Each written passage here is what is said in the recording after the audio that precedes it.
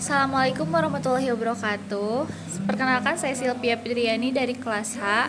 Saat ini saya sedang bersama Kang Alan nih di samping saya. Gimana nih Kang Alan untuk kabarnya? Alhamdulillah baik.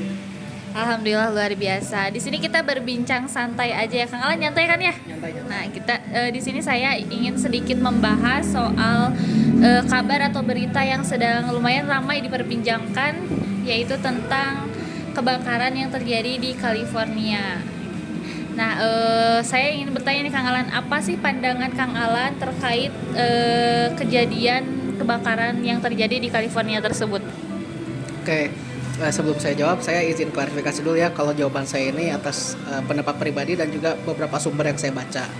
Untuk kejadian kebakaran yang terjadi di California kemarin, saya melihatnya itu sebagai salah satu musibah yang sangat besar gitu ya. Karena seperti yang kita tahu, kebakaran yang melanda di California atau di Los Angeles tepatnya ya, itu sangat besar dan menghabiskan hingga beribu-ribu kilometer. Bukan kilometer, beribu-ribu hektar.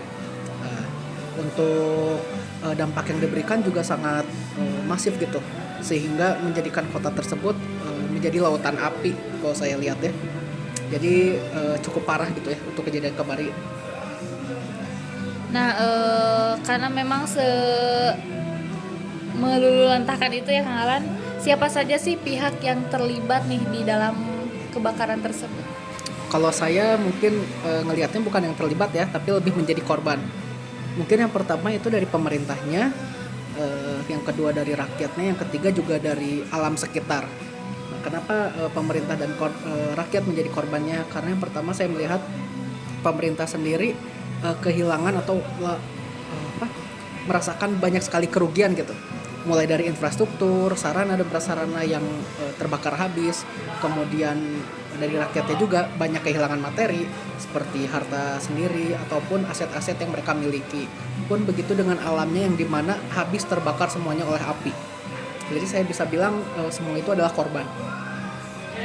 Nah, bicara mengenai korban, di mana saja sih Kang Alan titik yang terkena dampak dari kebakaran tersebut? Dari yang saya baca sih, kalau buat titik ada dua ya yang paling parah. Yang pertama di Eaton, yang kedua di Palisades. Nah, untuk kerugiannya sendiri itu mencapai kurang lebih di 25 miliar US dollar gitu. Apalagi yang terbakar cukup luas gitu. Kalau di Eaton itu di sekitar 13.000 hektar. Kalau misalkan di Palisades itu hingga 23.000 lebih hektar. Nah, kapan sih Kang Alan awal mula terjadinya kebakaran tersebut? Untuk awal mulanya sih setahu saya kebakaran tanggal 7 Januari ya. Cuma kalau misalkan melihat dari riwayat sebelumnya, pemerintah sudah melakukan atau memberikan peringatan kepada rakyat dari tanggal 2 Januari bahwasanya ada angin yang cukup besar di mana itu cuaca ekstrim, kemudian juga saat itu Los Angeles atau Amerika sedang dilanda musim kemarau sehingga memungkinkan terjadinya bencana-bencana alam seperti yang kita tahu kemarin ya ada kebakaran itu terjadi di Amerika. Kemudian untuk tanggal 7 sendiri itu pemberitaan pertama yang saya lihat di media-media yang ada, pembakaran yang terjadi di Los Angeles itu pertama kali tanggal 7 Januari. Berarti masih terbilang baru ya Kang Alan. Nah, menurut Kang Alan nih apa sih penyebab terjadinya kebakaran yang terjadi di Los Angeles? Kalau penyebabnya sendiri dari data yang saya kumpulkan dan juga saya baca, itu yang pertama karena faktor cuaca ya, dimana cuaca saat itu sangat ekstrim, angin berhembus sangat kencang, dimana itu ada angin Santa Ana kalau nggak salah namanya, itu berhembus di Amerika, kemudian juga didukung oleh faktor musim kemarau yang cukup parah gitu ya, dimana persediaan air saat itu kalau saya lihat dari yang saya baca, persediaan air di sana itu sangat minim, sehingga ketika terjadinya bencana itu sulit untuk dilakukan pemadaman karena intensitas air yang tidak memadai. Nah, bagaimana sih langkah pencegahan yang mungkin dapat dilakukan untuk mengurangi resiko terjadinya kejadian yang serupa gitu Kang Alan? Kalau boleh saya berpendapat gitu untuk upaya pencegahan ya, itu melibatkan antara pemerintah dan juga rakyatnya sendiri. Karena yang pertama harus diadakan tindakan pencegahan, kemudian penanggulangan resiko, dan yang terakhir itu rehabilitasi. di mana dari semua itu aspek-aspeknya bisa dilakukan.